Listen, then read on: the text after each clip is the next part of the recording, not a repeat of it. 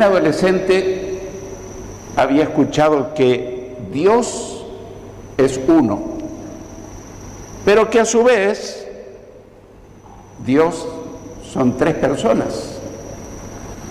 Entonces él no podía entender cómo Dios, siendo uno, a su vez son tres personas. Le preguntó a su papá, que era un buen cristiano, ¿cómo es ese misterio, papi, de que Dios es uno y a su vez son tres personas?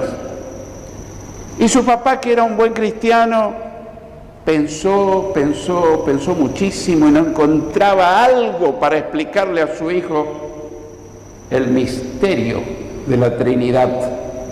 Pero después de pensar y pensar, encontró una ilustración que tal vez no sea la más adecuada, pero de alguna manera iba a servirle a su hijo adolescente para explicar este profundo misterio teológico de la Trinidad. Entonces le dijo: hijo, cuando sacamos un trozo de hielo del refrigerador, ¿cómo está?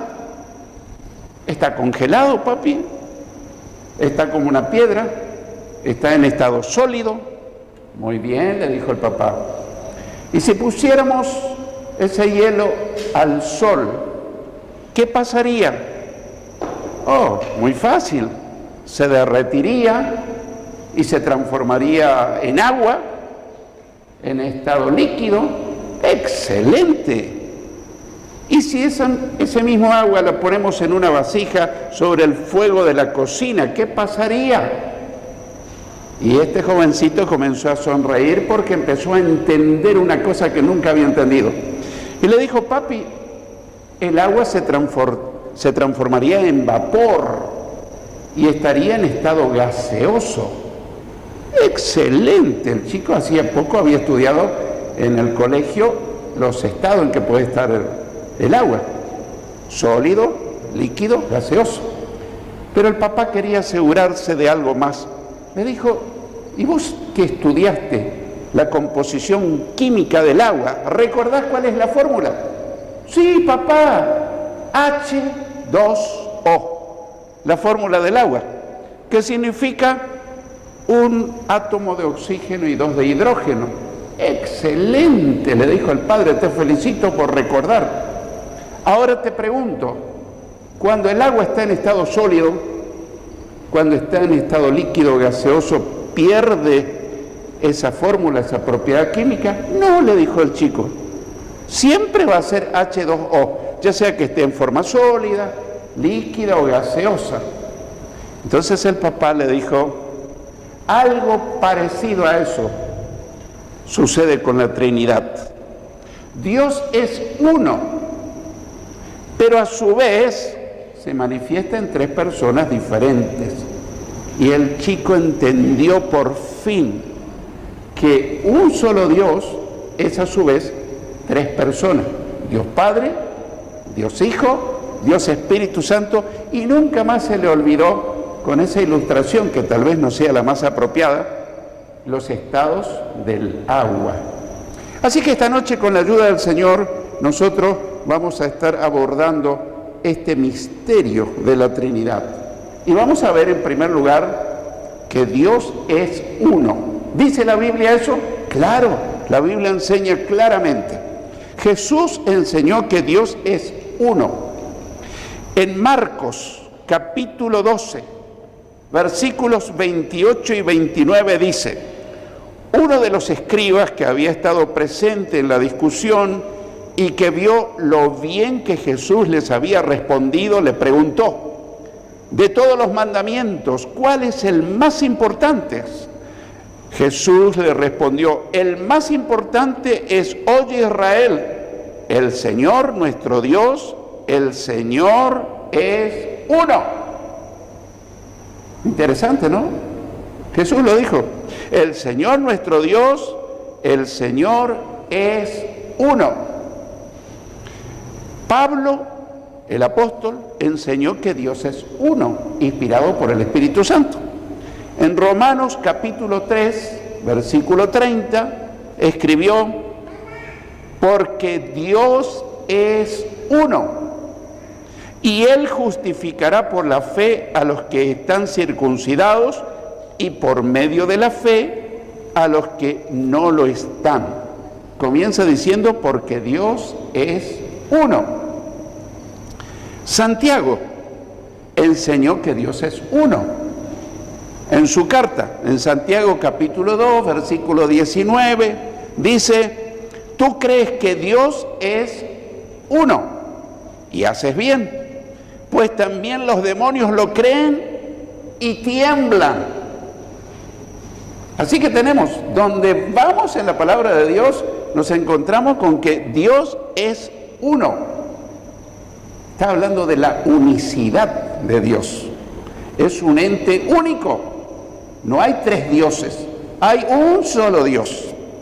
Así que Dios es uno significa que no hay tres dioses, como dije. Porque algunos que no entienden la Trinidad dicen que nosotros creemos en tres dioses. Y nada más erróneo. Nosotros no creemos en tres dioses. Creemos en un único Dios. Pero eso no significa que Dios sea o esté compuesta por una sola persona. Hay algo interesante. La palabra, uno de los nombres de Dios es Elohim. Elohim. Cada vez que aparece la palabra Dios es la traducción, o dice Jehová o dice Dios. Cada vez que dice Dios es la traducción del nombre Elohim. Pero he aquí un misterio. Elohim es un nombre en plural, no en singular. Elohim es un nombre en plural. Está hablando de la pluralidad de Dios. Dios es trino. Dios son tres personas. Para la mente humana, si uno está muy cerrado y no tiene la luz del Espíritu Santo, esto es incomprensible. Es como decir 1 más 1 más 1 es igual a, y la mente humana va a decir 3. Sin embargo, si lo pensamos desde la perspectiva espiritual, 1 más 1 más 1 es igual a 1. Así que el nombre Elohim, como también se lo conoce a Dios, está en plural y aparece 2576 veces en la Biblia. Lo repito, el nombre Elohim aparece en la Biblia 2576 veces. Vaya si la Biblia proclama la Trinidad, la pluralidad de Dios. Por otra parte, el nombre Jehová, hay muchos que interpretan equivocadamente que es el nombre de Dios el Padre. No, Jehová es el nombre de Dios, del Dios Trino, del Dios Padre, Hijo y Espíritu Santo. Jehová no es el nombre de Dios el Padre, es el nombre del único Dios verdadero, Dios Padre, Hijo y Espíritu Santo. Eso quiere decir Jehová. De paso aprovecho para decir que Jehová fue una palabra inventada, porque originalmente existían 4 consonantes sagradas que los judíos, cuando llegaban a esas 4 consonantes, por reverencia al nombre de Dios, hacían un silencio y luego seguían leyendo. Por otra parte, ellos decían que los labios humanos no eran dignos de pronunciar el nombre de Dios. Por otra parte, no se podía leer porque las consonantes sin las vocales no se pueden leer. Eso pasa en cualquier idioma. Con el tiempo, asociaron las vocales de otra palabra, Adonai. Adonai quiere decir Señor. Y inventaron un nombre que generalmente uno lo conoce como Jehová. Pero hay versiones que lo escriben como Jehová, otra dice Yahvé, y etcétera, etcétera. Y habrás visto en tu Biblia, en alguna parte donde dice Jab, es el apócope de Jehová, o sea, la síntesis. Por eso, en las traducciones modernas, dicen Señor, en vez de decir Jehová, y algunos que no entienden dicen, mirá, transformaron la Biblia. No, le están dando el sentido original, porque si vamos a decir cuando Dios se dio a conocer, Él no dijo, yo soy Jehová, yo soy el que soy. Y qué curioso, Jesús durante su ministerio repitió vez tras vez tras vez, yo soy la luz del mundo, yo soy la puerta, yo soy. ¿Por qué? Porque Jesús es Dios, es parte de la divinidad, es parte de Jehová. Así que ahí tenemos, así que Jehová es el nombre de Dios. Esto, como decíamos, es incomprensible para la mente humana, para la razón, pero Dios mismo dijo que hay secretos suyos que no lo entenderíamos. Por ejemplo, dijo, las cosas secretas pertenecen al Señor nuestro Dios, pero las reveladas son para nosotros y para nuestros hijos para siempre, para que cumplamos todas las palabras de esta ley. Deuteronomio 29, 29. Así hay cosas que nunca vamos a poder comprender de Dios. Pues son misterios. Si el hombre comprendiera totalmente a Dios, él dejaría de ser Dios o nosotros nos transformaríamos en Dios. Él dice que sus caminos y sus pensamientos son más altos que los nuestros, tan altos como los cielos son más altos que la tierra. Amén. Dios es incomprensible, pero algo de lo que debemos entender a Dios lo podemos entender. En segundo lugar, Dios son tres personas, como habíamos dicho al comienzo. Dios son tres personas. En el bautismo de Jesús están las tres personas. En Mateo capítulo 3, versículos 16 y 17 dice, después de ser bautizado, Jesús salió del agua. Entonces los cielos se abrieron y él vio al Espíritu de Dios que descendía como paloma y se posaba sobre él. Desde los cielos se oyó entonces una voz, la voz del Padre, que decía, este es mi Hijo amado en quien me complazco. Ahí tenemos la Trinidad, el Hijo bautizándose, el Espíritu Santo haciéndose visible a través de una forma de paloma. No vamos a pensar que era una paloma literalmente, tomó forma de paloma y se hizo visible a la vista humana. Y la voz del Padre aprobando lo que su Hijo hacía. Estaba el Padre, el Hijo y el Espíritu Santo en el bautismo de Jesús. En la orden de Jesús de bautizar están las tres personas. En Mateo 28, 19,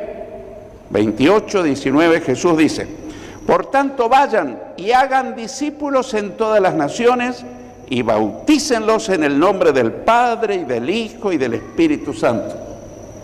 Tal vez nunca lo pensaste, pero si fueran tres dioses, diría algo así como, bautícenlos en el nombre del Padre y en el nombre del Hijo y en el nombre del Espíritu Santo. Pero no lo dice. Está hablando de una sola entidad divina con tres personas. Por eso dice Jesús, en el nombre del Padre y del Hijo y del Espíritu Santo, hablando de un único Dios. ¿Estamos entendiendo, hermanos? Claro. En el saludo de Pablo están las tres personas. Segunda Corintios capítulo 13, versículo 14. Dice que la gracia del Señor Jesucristo, el amor de Dios, Dios el Padre, y la comunión del Espíritu Santo sean con todos ustedes. Amén. Ahí está, saludando en nombre de la Santísima Trinidad. Estaba el Señor Jesucristo, Dios el Padre, Dios el Espíritu Santo, y Él les deseaba que ellos sean llenos de la gracia del Dios Trino. A pesar que Dios es uno, está integrado por tres personas divinas, el Padre, el Hijo y el Espíritu Santo, como habíamos asegurado. En tercer lugar, cada persona obra diferente. Cada persona de la Santísima Trinidad obra, actúa y tiene un ministerio diferente. Así que vamos a ver en primer lugar qué hace el Padre. El Padre, por amor a nosotros, ha dado a su Hijo unigénito. Unigénito quiere decir único en su género, único en su clase. Nunca hubo, no hay ni habrá jamás un ser como el Señor Jesucristo. Ahora, cuando dice que Él fue hijo de María, no dice unigénito, dice primogénito, quiere decir el primer hijo que tuvo María.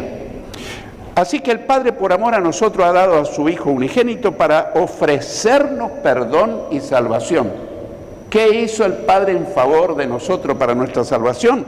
Ofrecer algo que a Él le costó todo. Era ofrecerse Dios mismo, tomando forma humana para sufrir el cruel castigo de la cruz, porque alguien tenía que pagar el precio tan alto de nuestros pecados.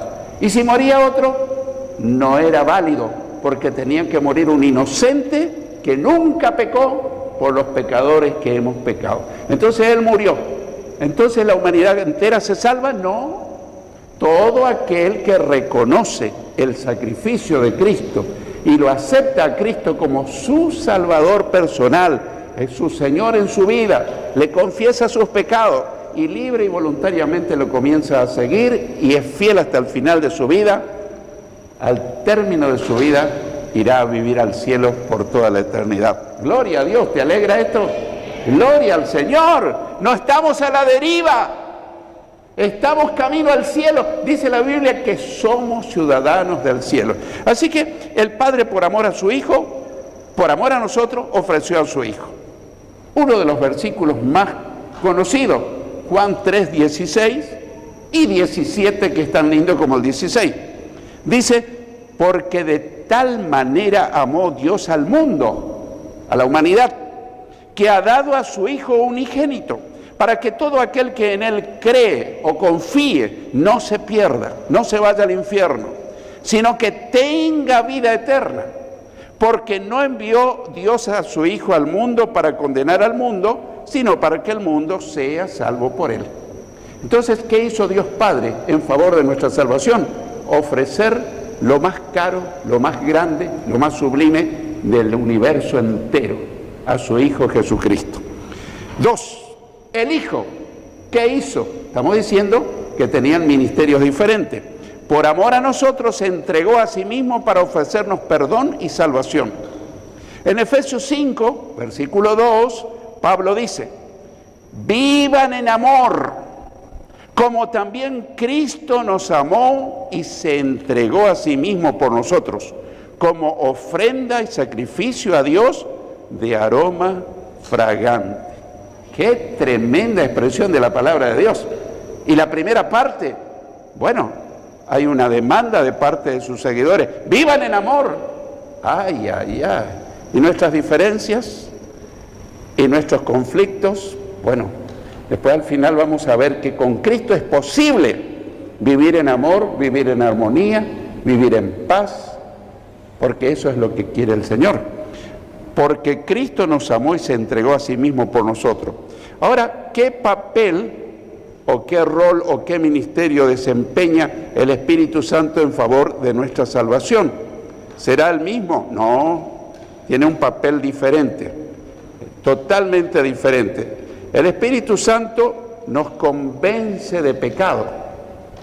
Si el Espíritu Santo no nos convenciera de pecado, ninguno de nosotros nos íbamos a arrepentir.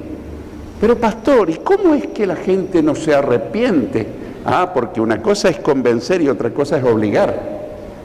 Cuando orás por un familiar, por un amigo que conozca a Jesús, que se arrepiente de sus pecados, te puedo asegurar que el Espíritu Santo se pone en acción para convencerle. Pero ¿y cómo no se convierte? ¿Cómo no se arrepiente? Porque le resiste al Espíritu de Dios. Eso es terrible, resistirle. La persona en algún momento va a sentir que debe confesar sus faltas, pedirle perdón, aceptar a Cristo como su Salvador y debe comenzar a seguirlo, pero el Espíritu le convence. Pero la persona tiene el libre albedrío de rechazar o de aceptar su condición. Así que el Espíritu Santo nos convence de pecado para que aceptemos el perdón y la salvación. En Juan, capítulo 16, versículos 7 y 8, Jesús dice, pero les digo la verdad, les conviene que yo me vaya al cielo, porque si no me voy, el Consolador, el Espíritu Santo, no vendría a ustedes. Pero si me voy, yo se lo enviaré, y cuando Él venga, convencerá al mundo de pecado, de justicia y de juicio. Esa es la obra extraordinaria. El que murió para rescatarnos de la perdición no fue el Padre, no fue el Espíritu Santo. El que murió para pagar nuestras culpas es Jesús. Hay veces que uno escucha orar, dice Jesús, nosotros que somos tus hijos. No, Jesús no tiene hijos. Jesús tiene hermanos, Él es el hermano mayor, el hijo verdadero de Dios. Nosotros somos hijos de Dios, pero por adopción, adoptivos. Así que el que murió no fue el Espíritu Santo ni el Padre, sino fue Jesús. El Hijo no tiene hijos, sino hermanos redimidos, salvados, seguidores. El Espíritu Santo tampoco tiene hijos, sino discípulos, a quien le enseña y conduce a toda verdad. Y la pregunta es, ¿hacemos del Espíritu Santo nuestro maestro? Pero pastor, ¿y cómo se hace eso? Buscarlo. Dice que Él vino para conducirnos a toda verdad. Cuando tenés una duda, empezá a orar, decir al Espíritu Santo que te revele cosas que están más allá de nuestra capacidad de ver, de entender y comprender, y el Espíritu te va a iluminar, te va a mostrar. En cuarto lugar, son perfectos en unidad. Dijimos que son tres, que cada uno tiene una misión diferente, un ministerio diferente, pero a su vez son perfectos en unidad. Uno no se contradice con el otro. Trabajan en una armonía absoluta, sorprendente. Al crear a los seres humanos, en Génesis 1, 26, la primera parte del versículo dice, entonces dijo Dios, hagamos al hombre a nuestra imagen y semejanza. ¿Notaste que no dice, haré al hombre a mi imagen? Habla en plural. ¿Por qué? Porque estaba ahí el Padre y el Hijo y el Espíritu Santo activos en la creación del ser humano. Dice, hagamos al hombre a nuestra imagen y semejanza. Al confundir las lenguas en Babel, ¿qué fue la historia de Babel? No sé si te acordás. Los hombres habían recibido la orden de dispersarse por toda la tierra, pero ellos se nuclearon en un solo lugar. Es más, erigieron una torre para decir que ellos se iban a perpetuar, se iban a hacer famosos, se iban a alcanzar renombre. Y eso estaba en oposición total al plan de Dios, porque el hombre se quiso ensoberbecer, agrandar, ser alguien. Detrás de eso estaba el diablo. El diablo motiva a que nosotros nos engrupamos, nos enorgullezcamos y que querramos ser más de lo que debemos ser. ¿Recordás la tentación a Eva? Serán como Dios. Él quiso ser como Dios y le costó muy caro. De estar en el cielo como Lucifer, va a terminar la eternidad en el lago de fuego, condenado y para siempre. Al confundir las lenguas en Babel, en Génesis 11:7, dijo Dios, así que descendamos allá y confundamos su lengua, para que ninguno entienda la lengua de su compañero. ¿Notas que habla en plural? No dice descenderé y confundiré, dice descendamos nosotros. Dios Padre, Dios Hijo y Espíritu Santo, y confundamos, plural, confundamos la lengua. Y ahí se originaron todas las lenguas que hoy existen o que ya algunas dejaron de existir. Al llamar a Isaías al ministerio, en Isaías 6:8, el profeta dice, después oí la voz del Señor que decía, ¿a quién enviaré? ¿Quién irá por nosotros? Podría haber dicho, ¿quién irá por mí? Pero habla en plural. ¿Quién irá por nosotros? Está hablando de un Dios único, pero a su vez está hablando de la pluralidad de Dios.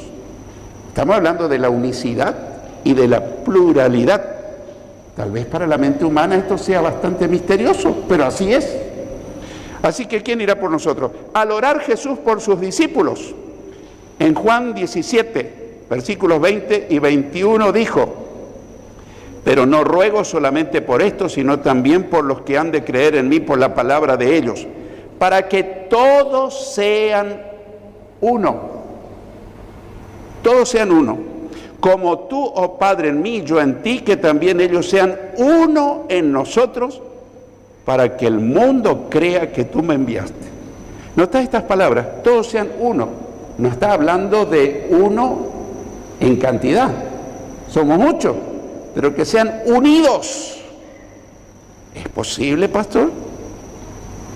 Dios declara que sí, con Él es posible. La unicidad, estar unidos en armonía, pero tenemos distinta personalidad, obviamente, distinto carácter, distintos criterios, pero es posible, a pesar de las diferencias, la unidad en la diversidad. Que sean uno, oh Padre, en mí y yo en ti. Que sean uno en nosotros. Quiere decir que por nuestra cuenta es imposible vivir en unidad, a menos que dependamos de Dios. Quiero concluir. Un grupo de cristianos tenía dificultades para llevarse bien en la iglesia. En alguna iglesia, no sé, en alguna parte. Varios matrimonios y familias estaban distanciados unos de otros por problemas de convivencia. Entonces su pastor les enseñó que así como Dios es uno, a pesar de ser tres personas diferentes, con funciones distintas, si les permitía obrar a ellos, se unirían y vivirían en paz y armonía. Con Dios es posible. Jesús oró: yo les he dado la gloria que me diste, para que sean uno, unidos, así como nosotros somos uno, nosotros, el Padre y Él y el Espíritu.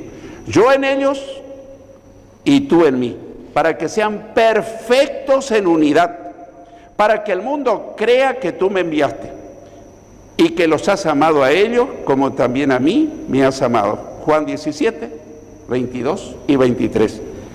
Cada uno de ese grupo se negó a sí mismo y decidió unirse al otro. Eso causó un impacto en la familia de los creyentes, en la congregación.